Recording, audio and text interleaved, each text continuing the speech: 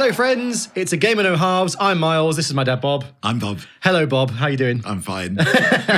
So this is the podcast, if you join us for the first time, where we discuss Bob's crazy, fictitious football team called North London F.C. Yes.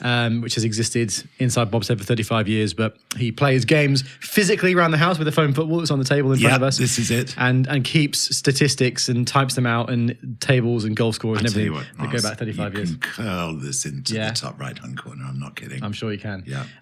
Over the past, a few months now, we've been going into the history of North London, all the results, going through it season by season, and it's led to a lot of questions, Bob, on social media. Yes, we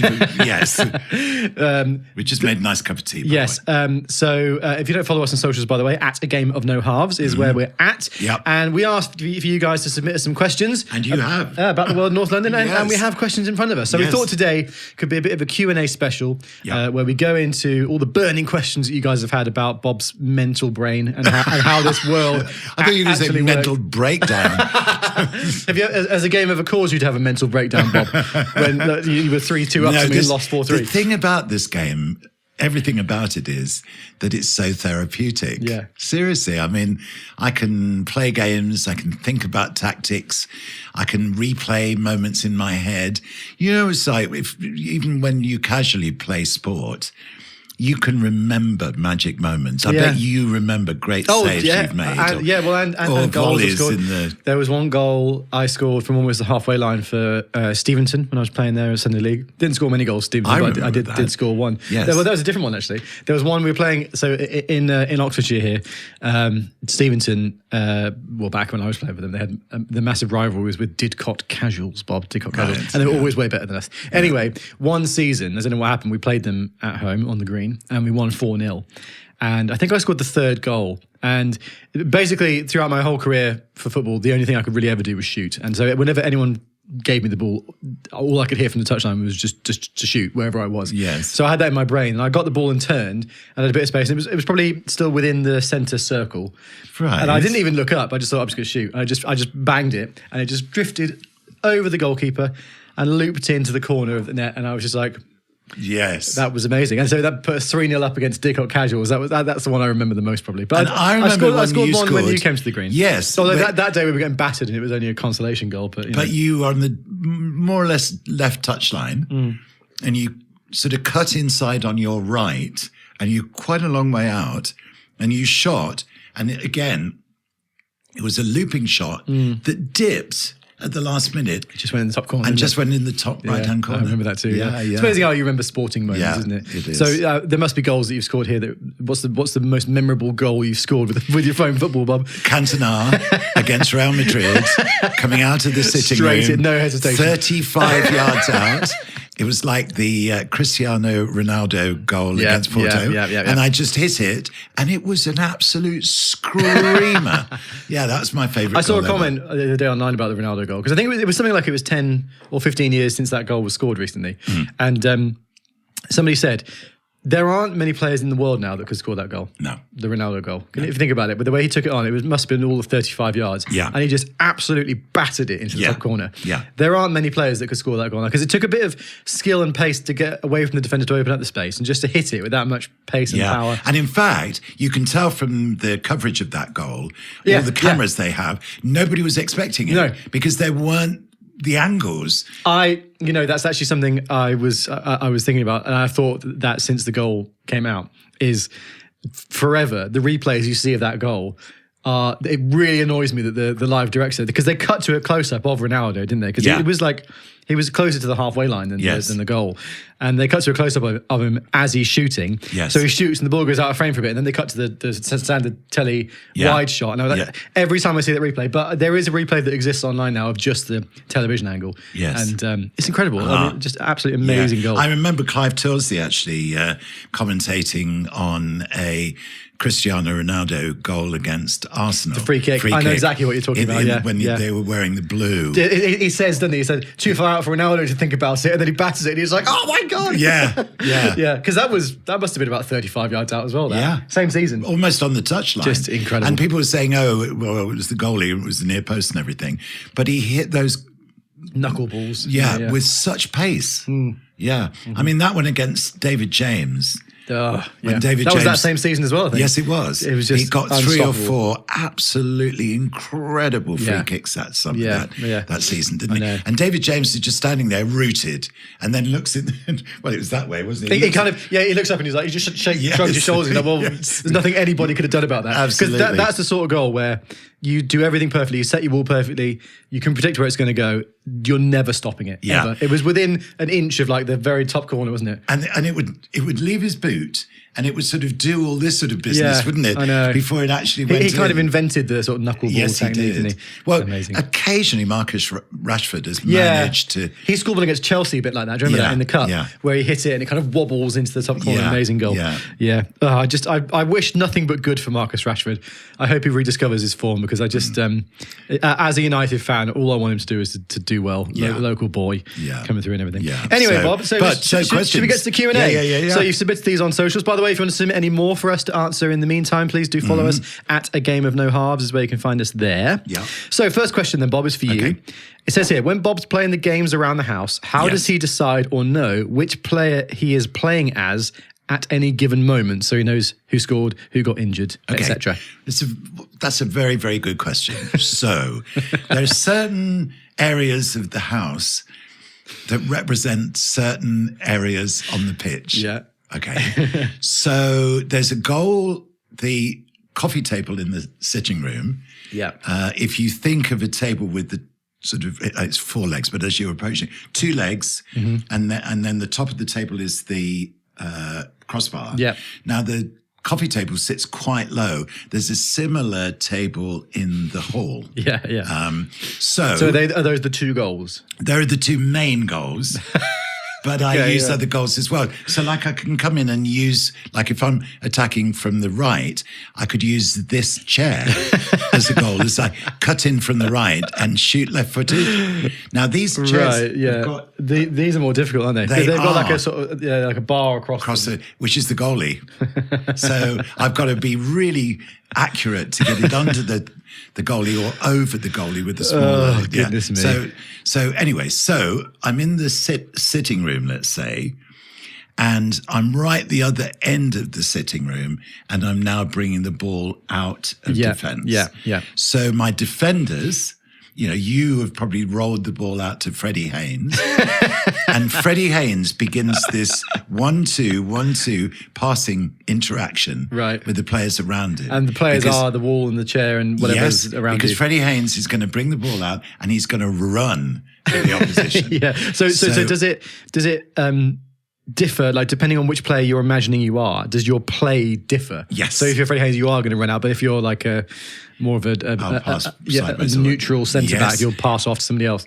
So coming out then from the let's use this. So visualizing where we are now. So we're in the living room by the coffee table, are we? The other side of the coffee table, Oh, okay. right, the far end of the room. So as far as the house goes, you're on the back wall of the house, essentially, Yes. right? In the living So room. then Okay. I'll take the ball. I've got the sofa on my left. So if I'm Freddie Haynes and I've got the sofa in front of me, so I can pass to the sofa. And who is the sofa? Just a random other teammate, or are you imagining who it is?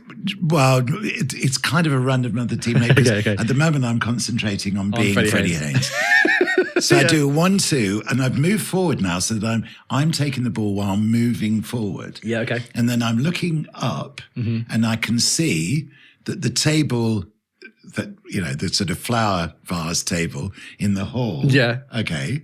Yeah. That will be The goal. whoever's on. Oh, I see. Player is on the right, because I'm working out now from my own half. Okay, yeah. And I haven't come out of my own half yet.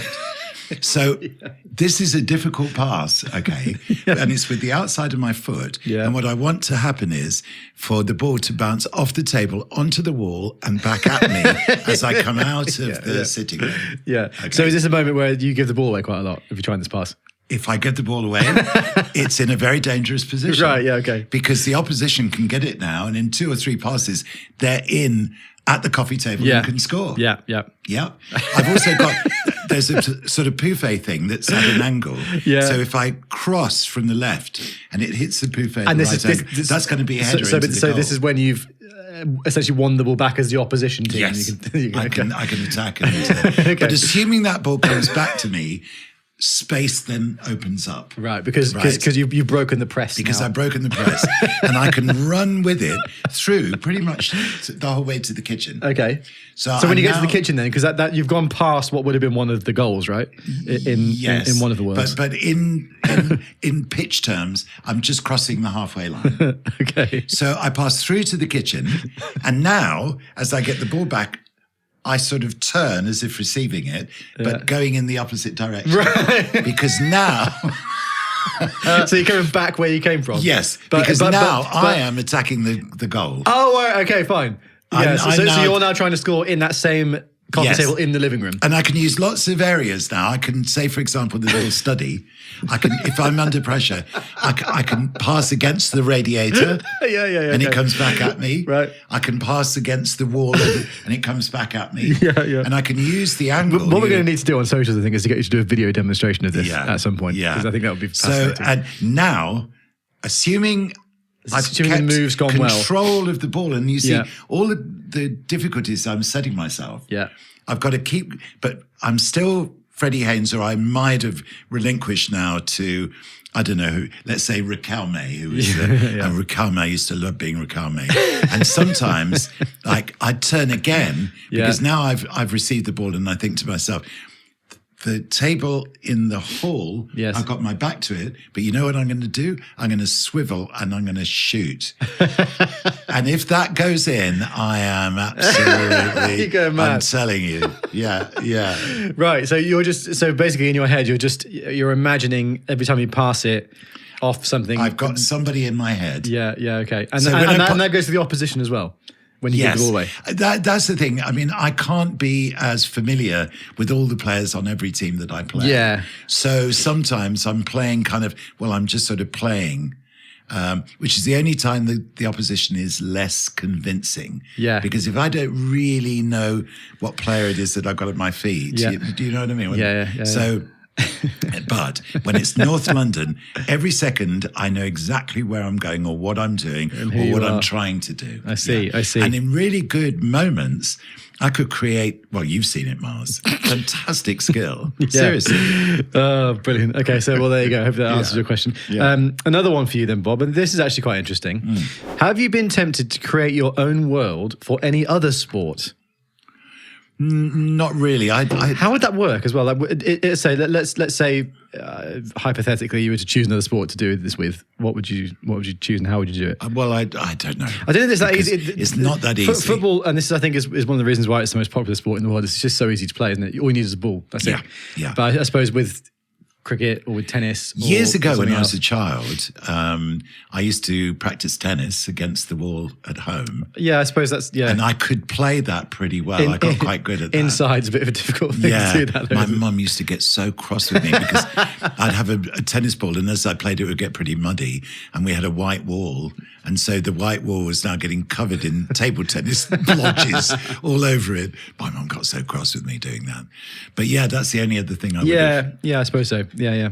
So this is a question for me. Okay. Have any of your primary school friends reached out to you about this podcast? Have they? Well, only the ones I'm still in Simon. Still in touch with now. Well, Simon and Ben, who we were talking about last episode, actually, or last episode we recorded anyway. They weren't primary school friends, they're secondary school, but... They were both in the team. Obviously, my oldest mate, Douglas Booker, who is now the manager, right back for many years for North London. Me and him have talked about it, and he's very happy to be in the squad. In terms of other primary school friends, though, I think most of the people in the team from primary school age are Dylan's, aren't they? Dylan's friends. I think probably when you first started really recording this properly, I'd got a little bit older and was maybe just about to go into secondary school, which is why most of my secondary school friends were in the team. Whereas Dylan was he's a couple of years younger than me. Yes. So, so primary school friends, just Doug, good old Doug, has reached out a couple of times, but it must be funny because Freddie Haynes, we talked about him all the time, but then there's also Sam Toklove, who we were talking about in the last episode. These are people that me and Dylan and Flo, my brother and sister, have not seen for years, decades even, probably. And yet... I'm amazed Freddie Haynes hasn't been in. Considering the important role he's played. Freddie, I virtually come on the podcast. We built the team around you, Freddie. We want Freddie Haynes on the podcast. Yeah. I just, to be fair, for him...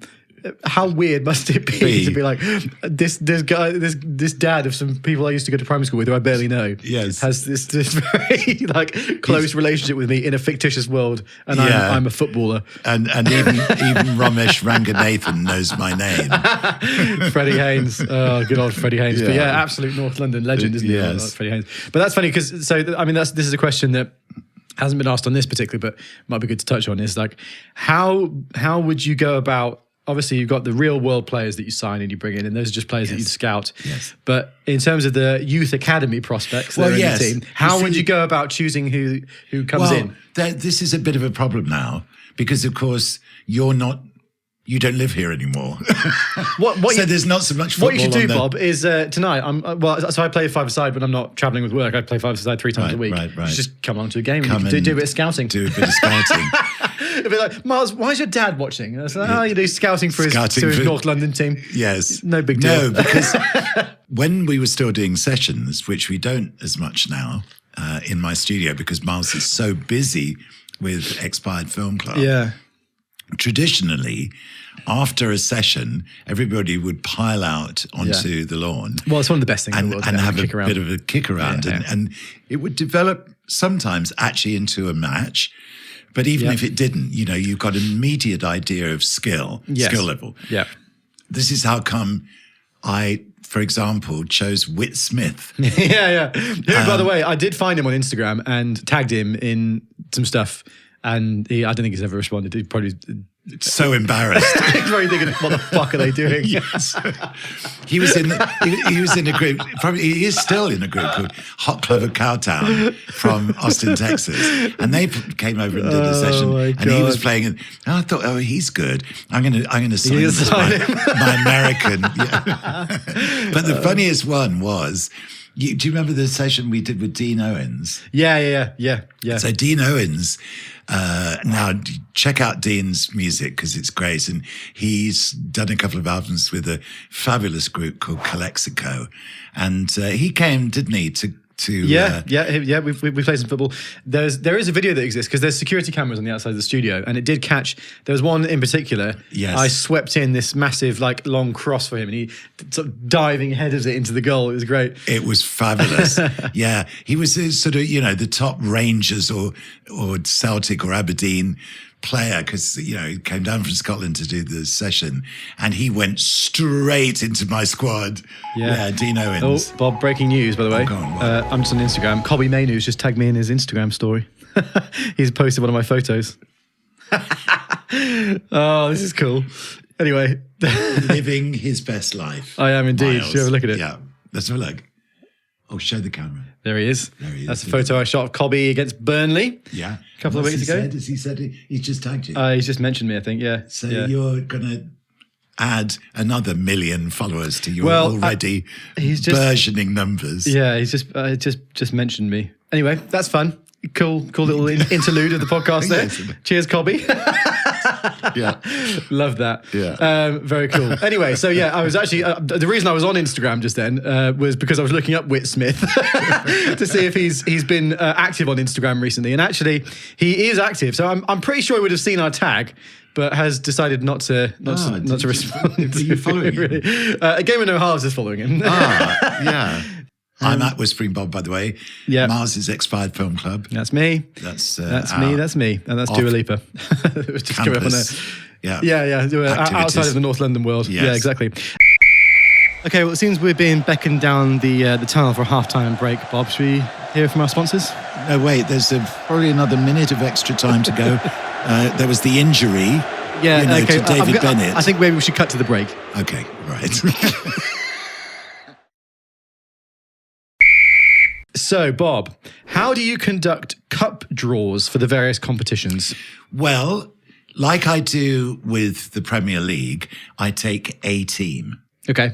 So, and we're joining the FA Cup in the third round. So let's just say I take Burnley's fixtures. So I am now Burnley, whoever it is that they've drawn in the third round, that's who I'm playing. Yes. Now, if I win, we go through to the next one, irrespective of whether Burnley themselves have been knocked out of the cup. Yep. Whoever it was that Burnley would have played, that's who I play. Okay. And that's how it works, going right the way through. Yeah. It does require a little bit of working out, and I have to go through the fixture lists to make sure, so like I've won as Burnley, so who would Burnley be playing? Let's say they got knocked out, but their next team would have been Ipswich, let's say. So I play Ipswich. Now, if I beat Ipswich, who would they have played? Do you see what I'm saying? Yes. So that takes me through to the final. Yeah. So it's quite complicated. I have to concentrate very hard and look everybody up and look at the fixtures and everything. Yeah. But that's how it works. Fair enough. I mean, that makes sense. So another question. Yes. Which is, and it's actually, we just touched on this, so maybe we should do this, is have you considered filming a North London game? Well, no. I think it would be a very different experience. It's really hard to imagine. And anyway, what would need to happen is you'd need to be talking through what was going on at the time. And the other thing about that is it required me to really get into the zone to start playing a match to any kind of real proper quality. Right. Because there's one thing So are you saying it would be a distraction to the quality of the game? Yeah. Anyway. Yeah. No, but what ideally, what would have to happen is I'm right into the zone and then the filming starts. If the filming and me doing it, I'm going to be so distracted because it really does. Because let's face it, I've got the ball at my feet 100% of the time. Yes, true. I don't pass to anyone. Well, I pass to... In your head you do. But in my head I do. But the ball comes back to me, whether I'm playing as a forward, defender, So people can't opposition. just chip in and start to get involved in the game, can they? No. The only time that happened really was when... I scored a free kick that time, I remember. And Dylan and Miles and me used to practice in the hall a lot, didn't we? Well, yeah, I mean, so me and Dylan would play, because obviously, being kids and there's a phone football hanging around the house, we just belt the ball around and play some games. I mean, we did it differently to you because it was me against Dylan and there's like two doorways and we just play a little faux game. And I used to join in with those as well. So that did happen. And yeah, I mean, it was just, it's very, very good fun. It's like anything. I think like lads particularly, we could just turn anything into a game or a competition, can't we? And so it's a bit like pants. Pants. Pants. But yeah, pants is like our North London, I suppose. Explain the game Pants, Miles. It's so stupid, this. So me and Dylan used to share a bedroom when we were younger. And so we had a single bed either side of a room. And I don't know why. We used to find it absolutely hilarious to just get an old pair of pants out of the chest of drawers or whatever. And you've each got to lie looking straight up on your own bed. Yeah. And the idea of the game is that you're not allowed to move as the pants fly towards you. So you're lying down, so is Dylan, who is a bit to my left. And we'd fling these pants, and the idea is you've basically just got to try and make them land on the other person's face. Right? But we always used to do it so that, like, if it was in the summer, we'd leave the window open and like, accidentally on purpose, like, throw the pants out the window. All this sort of stuff. And there was one year that we must have been playing pants or something or other, and like a pair of pants... Well, no, I know what it was. I know what it was. We used to have like an inflatable swimming pool out the back, and I think we thought it would be really funny to just maybe have a little variation of the game Pants and bring a pair of pants down and get them really wet and just start flinging them at each other. And so what we did is we got this pair of pants on a stick and flung it. I remember this so well. And we flung it so high that it got stuck on the roof. it was in the top of a tree. Oh yes, that's right. And we just couldn't get down. It was there forever. And then as autumn and winter came, all the leaves fell off this tree, and there was just this pair of old pants hanging in the top of the tree like a flag. So yeah, pants was our game, I guess. It was so fun. I wonder if those pants are. No, I don't think they are still there, are they? They must have. Maybe they've probably like decayed over the years. Yes, for so long. Yeah. And then there was Ken Nee. Yeah, Ken Nee. Yeah, we used to do that. So there's a balcony at the house as well. We used to have a little basketball net down here. Yeah. And it depends how much you want to digress into stuff. But if any of you who are listening or watching have seen, there was like a viral video from a talent competition. It was like, I can't remember now, Romania's Got Talent or something like that. Right. And this woman is singing, and she's she obviously English isn't her first language, and so she's singing "Without You" by Mariah Carey. Okay.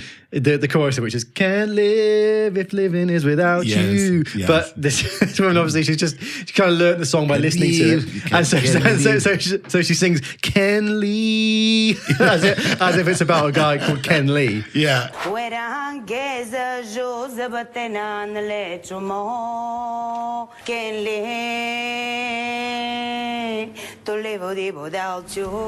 Anyway, so me and Dylan found it really funny. So when we invent this game, we called it Ken Knee. Yes. Anyway, the idea is one of you stands on the balcony, and the basketball net is down on the floor, and you have to throw the ball up and knee it into the hoop. But as you do it, you have to shout Ken Knee. I seem to remember I was good at this. Wasn't I good at this? It's a tough game. It's much harder than you'd expect. Yeah. Anyway, then we digress. But thank you, Brian, for that question. Digressed brilliantly, though. The pants story will linger long in the memory. Yeah. So Brian asked the competition about asked the question about the cup competitions, and Choi asked us about have you guys considered filming the North London game, which would be fun. Yeah. So, Bob. Yes. Submitted by Alex. What keeps the interest up for so many years?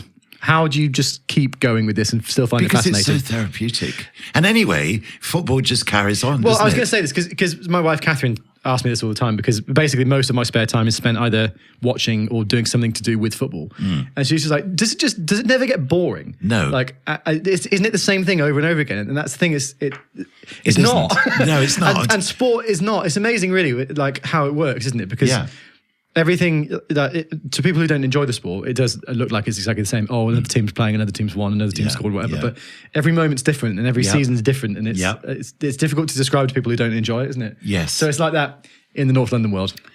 Yeah, it is, and particularly for me, thinking about the matches. Bringing new players in, organising tactics, and taking the view, as I do, that I'm not going to particularly bother about what the other team is doing. I'm going to make them bother about what I'm doing. Yeah. And the more unexpected tactical things I can come up with in my head to hit them with on any given game, the better. So that's what I concentrate on in my mind, right? Sort of going through the team, thinking how this particular player can play on this occasion in a slightly different way to take the opposition by surprise. Yeah. And this is why I keep saying that I taught Pep Guardiola everything he knows. Because inverted fullbacks, attacking centre-backs. Yeah. I have to say, Mars. You were there, came from the heart. One of the big inspirations in terms of this idea that has stuck in my head about attacking from defensive positions or attacking with defenders, and how difficult it is to defend against, was Franz Beckenbauer. Oh yeah, well that's kind of in the German side. He sort of invented that sweeper role. Didn't it was a sweeper role. Yeah. And so you've got a sweeper behind the back four, and it sounds like that's so negative. And, but he would come in and sweep up. And suddenly, the second he started bringing the ball out from defence, he was a kind of extra player. Yeah. And even if by just bringing it out and passing it to a colleague, even if it's a square pass, he's created a bit of space through which you can begin to launch an attack. And because he didn't have defensive responsibilities per se, he could then run on and begin to take 1-2 passes, which is the template in my head for the play of Freddie Haynes. Yeah, absolutely. So Freddie Haynes is Franz Beckenbauer reincarnate. Yeah. Is Beckenbauer still alive, is he? Is he still alive? That's a good question. I'm gonna look it up. I hope he is. He's the contemporary of Bobby Charlton's. No, he died in January this year. Oh, of course, yeah. He and Bobby Charlton were the equivalent of each other in those two great teams. Yeah, and actually, in the final in '66, it's funny because neither of them had a good game because each was assigned to the other, just occupied with each other. So they were, and they cancelled each other out. Interesting, isn't it? Yeah, I know that happens sometimes with great players in big games, isn't it? Okay, cool. So, Bob. Yeah. This is good. This is a good question. I like this question a lot. Go on. Right. We're creating an alternate starting 11 for North London. Okay, right now. Right. With a team made up of music artists. Right. So who would you pick in that team? Well, that's hard, isn't it? Because you haven't seen them play. Well, I suppose so. But let's go on. I actually can pick one or two. Yeah. Not necessarily musicians, but I remember a couple of old charity matches that I played in when I was first at Radio 1 in the early 70s. I've seen photos of these. And in fact, I found some, we found some old photos of black and white film shots of you during these games, didn't we? Which was very cool. The pitch looked like a ploughed field, didn't it? Yeah. Some of the professional pitches in those days did a lot of the time as well, didn't they? Yes, they did. Yeah. So, they did. Robert Plant. Yeah. We played against a Wolves team. I was going to say he's a big Wolves fan. Isn't he? Yeah. Isn't he part of the directors or something? Yes, he is. I think. And Robert played. Tony Blackburn played. I can't imagine Tony Blackburn being a very good footballer. Terry Wogan played. Well, there's three straight away. Yeah. Okay. Yeah. Keep going, Bob. I'm going to start typing these into a formation. Okay. I'm struggling to. It was a sort of pro celebrity 11. So Emlyn Hughes was our left back, and we were playing against the other fullback, Cyril Knowles. A name unknown, I'm sure, to many of our younger viewers. But Cyril Knowles played for Spurs, and it was the chant that was invented for him that went, "Nice one, Cyril. Nice one, son. Yeah. Nice one, Cyril. Let's have another one." Nice. Yeah. I'm going to have a look at this. Obviously, in recent years, there's events like Soccer Aid and stuff that have started popping up, and there's been some good musicians who played Soccer Aid. Particularly, do you remember Serge from Kasabian is a baller? Yes, yes, indeed. I'm gonna have a look. Oh, okay, that's a good plan. Have a little look up. Yeah. So I'm literally on a Bleacher Report website now, and the first one is Serge Pizzorno from Kasabian. Yeah. He is a baller. He lobbed David Seaman, I think, in one of the charity games. But also back in the Soccer AM days, do you remember when they used to have the thing at the end where all the guests would try to kick a ball through a hole? This one year, it was like the Wembley sign. I think it must have been when the new Wembley was made. And Serge flicked it up and volleyed it straight through the B of the Wembley. It was unbelievable. Wow. Robbie Williams, of course, Rod Stewart. Now Rod used to run a Brits sort of expat little football team in LA in the 70s. Really? And they used to have a little league because there were a lot of rock stars, commuting between Britain and America, and maybe staying in LA for best part of a year because the whole tax situation was so different then. The Stones went to France for a year, say. So Rod... Brexit, you can't do that now, can you? No.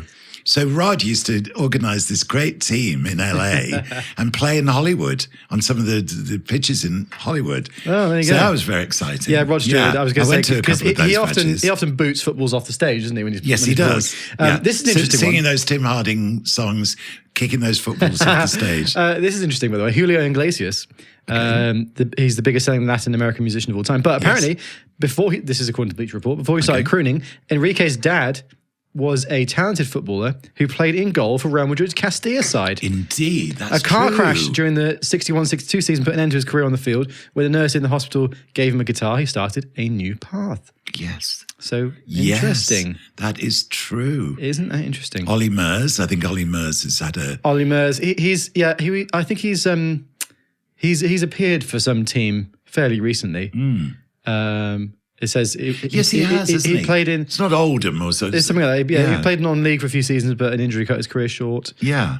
David Gray. I didn't know that. Did you know that? He's a lifelong Man United fan who goes to Old Trafford whenever he can. Well, there was a moment where David came into my show to play a session on a Wednesday evening. This is at GLR. Yeah. And United were playing in the Champions League. Yeah. And they scored in the middle of one of his numbers. He was singing, we're watching the screen, and they scored, and we both just went, right! Yeah. And I said, I'm really, really sorry, but it's the Champions League tonight, and David and I have got the screen on. Funny. So Dean Owens has got to be in, isn't he? Oh, Dean Owens, because of his course. brilliant header. Oh, yeah. And Dan Olsen. Dan Olsen, yes. Yes. Well, he is actually in the team. Yes. Dan Olsen is the star around which the current team is built. This is present day North London, isn't it? Him and Jude Bellingham are my sort of dual number 10s. I mean, come on. It's just... Dan Olsen. Yeah. If Dan listens to this, I'm sure he'll be delighted with that. So Dan, we've explained before, but he is from the Faroe Islands. Yeah. And he is a singer. Yeah. And he also is a very good footballer. To be fair to him, he is very good. And obviously in the Faroe Islands, they have such a low population that... if you're a semi-decent footballer, you do tend to make it quite big in the Faroe League system. Yes. And he has played in Champions League qualifying games for a Faroe Islands team. And when he came here and started just juggling with the ball and kicking the football, I thought, oh my God. He is very good. My dream signing. Yeah. Nicky Burns, St. Vincent. I'm just looking at other players. Steve Harrison, Iron Maiden. So at the minute then, Bob. Yeah. The 11 is Robert Plant, Terry Wogan, Tony Blackburn, Rod Stewart, Serge Pizzorno, David Gray, Dean Owens, and Dan Olsen.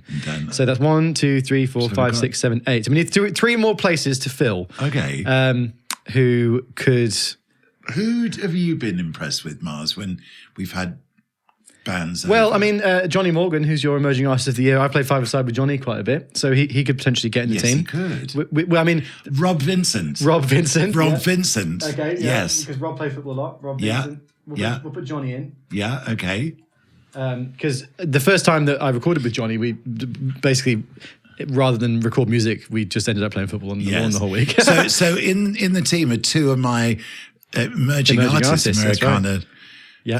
Emerging artists of the year from years gone by. Yes, so that's good Rob as well. And Johnny. So we need one more position. So let's start picking positions, Bob. Who's going to be in goal?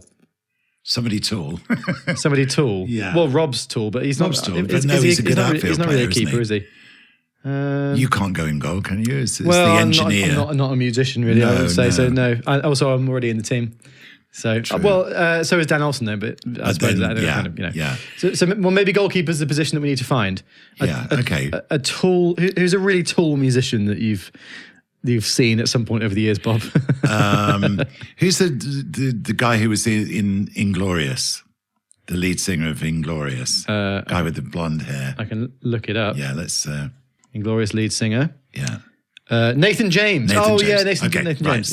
James. I think probably the number 9 would be Nathan James, who was in a band called Inglorious. Okay. Who came to do a session for us here, Miles, when I was doing my shows on Team Rock. That's right. Do you remember? Yeah, I do. And you were engineering. Yeah. And they did a live session, and it was fantastic. And I just think Nathan would be because he's now big target man. Yes, he is. He is tall, isn't he? He's got really fit, like long blonde hair. Yeah, that's right. So he's going to be the number 9, I reckon. Okay, well, so we've got 11 players now then. Yeah. So we're putting Nathan James up front. Yeah. Who's going to play in goal? We've got Robert Plant, Terry Wogan, Tony Blackburn, Rod Stewart, Serge Pizzorno. Well, let's put Robert in goal. Robert in goal. Yeah. Okay. So Robert's in goal. Yes. I mean, if we went, so where does Dan Olsen play in your team? Like a number 10? Number 10. So we'll put him He gets shed loads of goals. As an attacking mid. Yeah. Right back? Right back. Who'd you say? Whit Smith. Of course. Whit Smith. I mean, that's an obvious one. Yeah. He's been in the team. Yeah. And he was right back, wasn't he? Yes, he was. Okay, Whit Smith. Previously mentioned. A centre-back partnership then? Okay. So to choose from, I mean, maybe having Terry Wogan and Tony Blackburn, a little Radio 2 centre-back partnership. Yes, that's a very good idea. Yeah. So they've got Radio 2 at the centre of defence. Yeah. Left back... so I mean, Rod Stewart's still to be chosen. I know Rod's going to be. He's going to be another creative. What's our lineup? Our formation? I think 4-4-2. I was going to say let's go 4-2-3-1. Surely, if it's 4-2-3-1. Okay. If it's classic North London. So Dan Olsen's the fulcrum at number 10. Yeah, so he's the attacking mid. The 3. Yeah. So he's got players either side of him. I think we should put Rod on the left. Okay, Rod Stewart on the left. Yes. Yeah, all right, I can do that. Yeah. Hang on, I'm just trying to... So if we swap him with Robert Vincent, that means that Rob will be left back. But Rob's quite tall, isn't he? No, he is. Maybe Rob could be he'd be quite a good holding mid, possibly. Yeah. Okay. So maybe put David Gray at left back. Yes. Okay. Okay. So David Gray left back. Yes. Serge is he's got some skill, so maybe he should be on the wing. He's quite tall as well, actually. Put him on the right wing then. Right wing. Dean Owens in defensive mid. Yes. Okay, the team's coming together. Yes. We haven't yet found the space for Johnny. Maybe Johnny's going to be on the bench. He's going to be very disappointed about that. Okay, so right now then, Bob. Okay. Here's where things are looking. So Right. in goal. Yeah. Well, let's introduce this properly. So Bob, your musicians football team starting 11. Okay. Yes. Okay. So Robert Plant is in goal. Yes. Right back, Whit Smith. Yes. Left back, Robert Vincent. Yes. With Terry Wogan and Tony Blackburn. I think Rob, though, quite honestly, because he should be centre back. Okay. Don't you think? Yeah, okay. Because we're wasting his height and skill All right. Yeah, slightly fine. at left back. So should we move Terry or Tony to left back? I think Tony Blackburn will go left back. Of course, Terry Wogan is deceased. We do know that. But yes, of course. Yeah. Yeah, but so this is it's expanded slightly from a musicians 11 to just like a music people 11, I suppose, isn't it? So Robert Plant in goal. Yeah. Whit Smith right back. Yes. Tony Blackburn left back with Terry Wogan and Robert Vincent in central Sounds defence. good. Yeah. Two holding midfielders are David Gray and Dean Owens. Yes. On the right is Serge Pizzorno from Kasabian. Yeah. Left is Rod Stewart. Yes. With Dan Olsen just in behind Nathan James. Yes. And we've got Johnny Morgan on the bench if we need him. What do you think? Well, do you see, the one person who's, I don't know in all of that, in terms of their football skill, is Nathan James. Okay. So we should put Johnny in. So Johnny's going to go. Move Rod Stewart, and he plays number 9. Rod Stewart, he's quite small though for number 9, isn't he?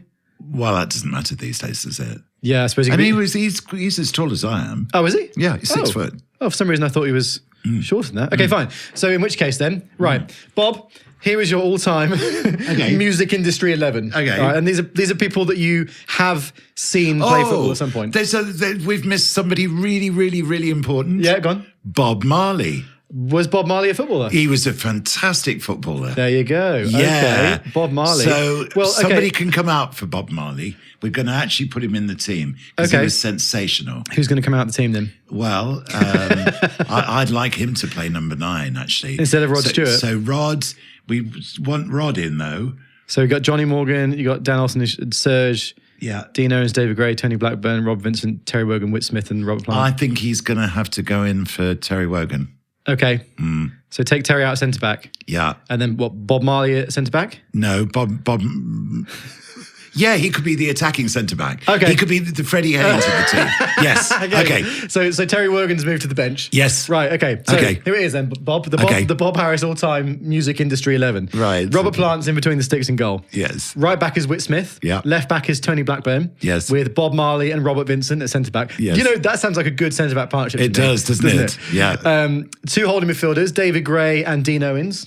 Okay. With Serge Pizzorno on the right. Yeah. Johnny Morgan on the left. And Dan Olsen just in behind Rod Stewart. Oh, yes. With that is a team, isn't it?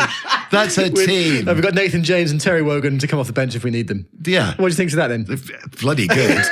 I love that. And so of these players, so Whit Smith and Dan Olsen have definitely both appeared for North London, haven't they? Yes, and Dean Owens. Yeah. So 3 of that 11 have actually gone on to make professional appearances for North London. Yes, indeed. I love that. Yeah. Fantastic. Well, there you go. There you go. Thanks for submitting that question. That's the best question ever. And I'm sure there are more. I'm sure you will be able to. Actually, I'll tell you what, this is a great way to for the viewers watching this on socials, in the comments right now, leave us your selected music industry 11. Because I know we will have missed out a lot of people. And we'll talk through some of them on the next episode when we have a look. Because that'd be great. You know, you started to look up, didn't you? Some of the celebrity players that played in pro celebrity matches. Yes. And I'm sure there's a pool of them that we haven't even looked at Probably. yet. Yeah. I mean, vice versa, there are footballers who are musicians as well.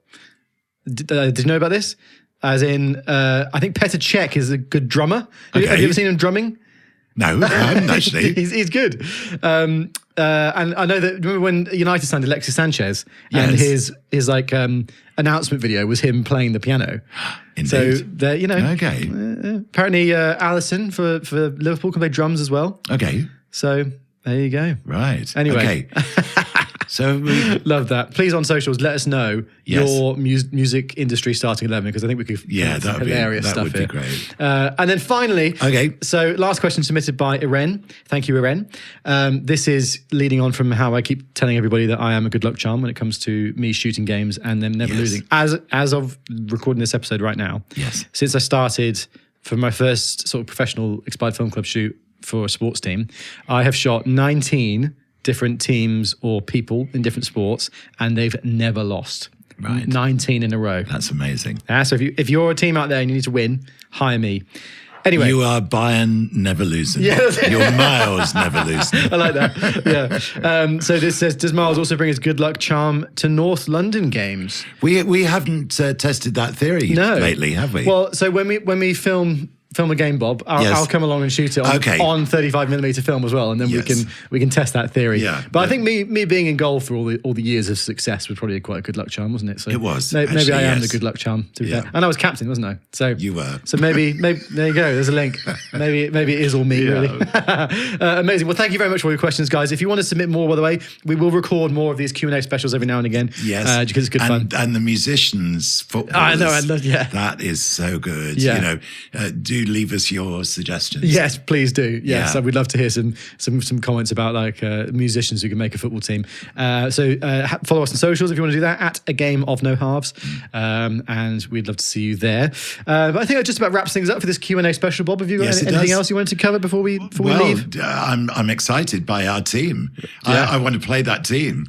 Just imagine North London against that team. That would be. Yeah. Although you'd have I'd have to. I'd borrow Dan Olsen. Dan back. Olsen, Dean Owens, and Whit Smith would have Yeah, to. Dan Olsen would have to revert back to North London. Yeah, I love he that. would. Thank you for the questions, everybody. Like I said, do follow us on socials, and if you're listening on streaming services, if you could rate us 5 stars and subscribe, that would be amazing. We also post these as video episodes on YouTube now, so please do subscribe to us on there, and you can see me and Bob in all our glory in the dining room. I'm sorry about that. Yeah, thanks for listening along, Bob. Any parting words for the audience? No, just a very, very goodbye. See ya. Bye.